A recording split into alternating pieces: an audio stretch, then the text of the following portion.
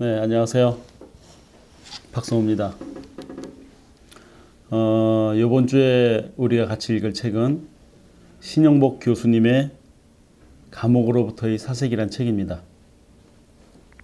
이 책은 한편의 어떤 그 시와 같은 느낌을 주는 책입니다.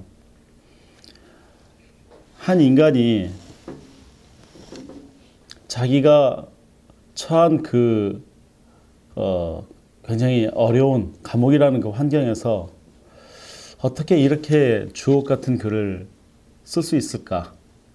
너무나 밝고 아름다운 그런 글을 한 편 한 편 시를 쓰듯이 썼던 그런 정말 주옥 같은 책입니다.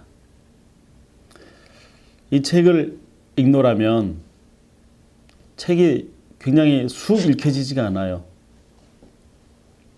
한 줄 한 줄 생각을 하면서 이 책을 읽게 됩니다. 신영복 교수님은 물론 지금은 이제 퇴임하셨습니다. 서울대학교 경제학과 졸업을 한 다음에 육군사관학교 교관으로 복무를 하고 있었어요. 그러다가 1968년 통진당, 사실 이거 간첩 뭐라 그래야 됩니까? 조작 사건이죠, 사실은. 네. 이 통진당 사건으로 투옥이 돼요. 그리고 무기징역을 선고받습니다. 그러고 신영복 교수님은 20년 동안 감옥에 갇혀서 살게 돼요. 그래서 20년 동안 그 감옥에서 가족들에게 한 편 한 편 글을 쓴 모음이 이 감옥으로부터의 사색이라는 책이에요. 그 20년 동안 감옥 생활을 끝으로 이제 나오고 나서 성공회대학교 교수로 재직하시다가 지금은 퇴임하시고 글을 쓰시고 사람들과 어떤 그 강의를 통해서 소통을 하고 계십니다. 이 감옥으로부터의 사색이란 책은 그 빅터 프랭클이 쓴 죽음의 수용소에서라는 책과 어떻게 보면 이제 같이 읽어보면 참 좋을 만한 책입니다. 자, 이 책 내용을 조금씩 우리가 살펴보자면, 자, 좀 전에 말씀드린 것처럼, 자, 감옥이라고 하는 그 극한의 어떤 폐쇄되고, 그 다음에 자유가 억압된, 그야말로 그 강제적으로 뭔가 이렇게 구속이 되어 있는 그런 상태에서 너무나 주옥 같은 그런 글을 가족들에게 보냅니다. 감옥에 있으면서 가족들에게 힘을 주고 위안을 주고 희망을 주는 그런 밝은 글의 모음이 이 책입니다. 이 글의 어떤 그 느낌은 이래요. 굉장히 정갈한 사색가가 고요한 어떤 그런 자기만의 공간 안에서 글을 쓰는데 글 자체가 화려하지가 않죠. 그리고 사치스럽지 않습니다. 그렇지만 굉장히 깊은 사색과 그 사색에서 그 아름다운 글이 이렇게 누에고치가 비단을 한 올 한 올 이렇게 뽑아내듯이 그런 글들, 그리고 세상을 뭔가 이렇게 다시 보게 만드는, 그렇게 생각하게 만드는 글들입니다. 그 나의 문화유산 답사기를 쓰신 유홍준 교수가 이런 말을 했어요. 나는 이 책을 읽는데 몇 달이 걸렸는지 모른다. 하루에 내가 읽고 소화할 수 있는 편지는 서너 통 정도였다.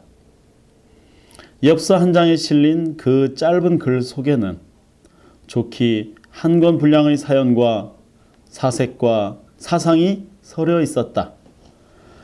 편지를 읽은 다음에는 잠시 눈을 감은 채로 두 손에 책을 꼭 쥐고 저자가 인도하는 명상의 세계로 잠입해야 했다. 맞습니다. 이 책을 한 권 읽는데 금방 읽을 책이 아니죠. 정말 한 편 한 편이 그렇게 너무나 아름다운 보석 같은 글들입니다. 이 책을 소설책 보듯이 자기계발 서적 보듯이 그냥 훅 하고 볼 책이 아닙니다.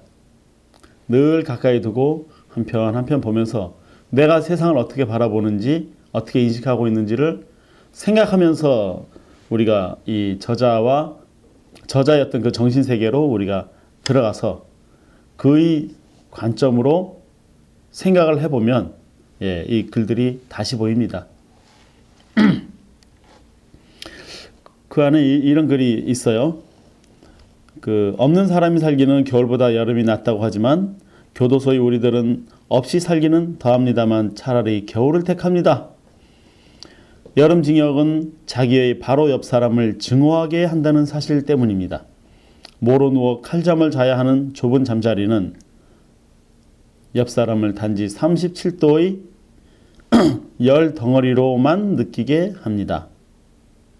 좁은 공간 안에서 사람들이 이렇게 그냥 칼잠을 자는 거죠. 좁으니까. 그러니 그 여름에 얼마나 냄새와 더위와 땀과 옆에 있는 사람이 아주 그냥 증오스러운 거죠. 사람을 증오하게 만든다는 거죠.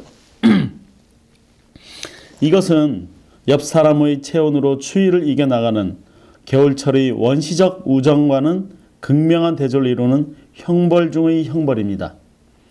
자기의 가장 가까이에 있는 사람을 미워한다는 사실, 자기의 가장 가까이에 있는 사람으로부터 미움을 받는다는 사실은 매우 불행한 일입니다.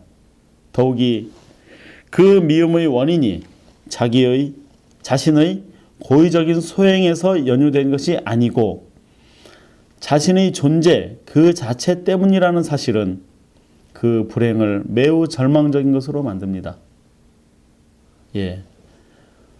참 뭐라고 말을 해야 될지 모르겠어요. 이런 글을 보면 사람을 증오하게 만드는데 그 증오가 그 사람이 잘못해서가 아니라 환경이 그 사람을 증오하게 만든다는 거. 또 다른 글을 보면요. 이런 글이 있어요. 일요일 오후 담요 털러 나가서 양지 바른 곳의 모래흙을 가만히 쓸어 보았더니 그 속에 벌써 눈녹색의 풀싹이 솟아오르고 있습니다. 봄은 무거운 옷을 벗을 수 있어서 행복하다던 소시민의 감상이 어쩌다 작은 풀싹에 맞는 이야기가 되었나 봅니다. 이 사람요, 이런 글을 보면 그야말로 세상에 대해서 아무 근심 걱정이 없는 그야말로 세상을 초월한 것 같은 그런 행복한 삶을 살아가는 사람의 글처럼 보여요. 이런 글을 보면. 그런데 이 글을 쓴 곳이 어디냐면 감옥이라는 데죠. 그 삭막한 감옥에서 이런 글을 쓰는 거예요. 일요일 오후 담요 털러 나가서 양지 바른 곳에 모래흙을 가만히 쓸어 보았더니 그 속에 벌써 눈녹색의 풀싹이 솟아오르고 있었습니다. 봄은 무거운 옷을 벗을 수 있어서 행복하다던 소시민의 감상이 어쩌다 작은 풀싹에 맞는 이야기가 되었나 봅니다. 너무 서정적이지 않아요? 너무 아름다운 그 심성을 그 감옥에서 그 긴 시간 동안 무려 20년 동안 그 유지했다라는 게 정말 너무나 대단한 것 같아요. 너무나 대단합니다. 그래서 아까 말씀드린 것처럼 빅터 프랭클이 죽음의 수용소에서라는 책을 통해 이렇게 말을 하죠. 강제 수용소에서는 모든 상황들이 가지고 있는 것을 상실하도록 만든다. 평범한 삶에서는 당연했던 모든 인간적인 목표들이 여기서는 철저히 박탈당한다. 인간에게 모든 것을 빼앗아갈 수 있어도 단 한 가지, 마지막 남은 인간의 자유. 주어진 환경에서 자신의 태도를 결정하고 자기 자신의 길을 선택할 수 있는 자유만은 빼앗아갈 수 없다는 것이다. 다시 읽어볼게요. 인간에게 모든 것을 빼앗아갈 수 있어도 단 한 가지 빼앗아갈 수 없는 게 있는데 마지막 남은 인간의 자유. 그것이 무엇이냐? 주어진 환경에서 자신의 태도를 결정하고 자기 자신의 길을 선택할 수 있는 자유. 어떤 자유요? 생각의 자유입니다. 그것만큼은 빼앗아갈 수 없다는 것이다. 삶을 의미 있고 목적 있는 것으로 만드는 것. 이것이 바로 빼앗기지 않는 영혼의 자유이다. 삶을 의미 있고 목적 있는 것으로 만드는 것. 곳이 감옥이고 수용소일지라도 내가 어떻게 생각하느냐에 따라서 그 상황을 의미 있고 목적 있는 곳으로 생각을 바꿀 수 있다는 거죠. 이것이 바로 빼앗기지 않는 영혼의 자유다. 우리가 살면서 많은 절망적인 상황과 그 다음에 굴욕, 그 다음에 인내해야 되는 그런 상황들, 이런 것들이 많이 있어요. 정말 많은 사람들이 대한민국에서 1년에 하루에 43명이 자살한답니다. 왜요? 삶의 희망을 놓쳤기 때문에, 삶의 희망을 놓아버렸기 때문에. 그러나 우리가 삶을 의미 있고 목적 있는 것으로 만드는 이런 영혼의 자유를 우리가 발견할 수 있다면 세상을 다른 관점으로 볼 수 있을 겁니다. 이 책을 통해서 어떤 관점으로 생각을 공유해야 될지 이야기를 나누시길 바랍니다. 네, 감사합니다.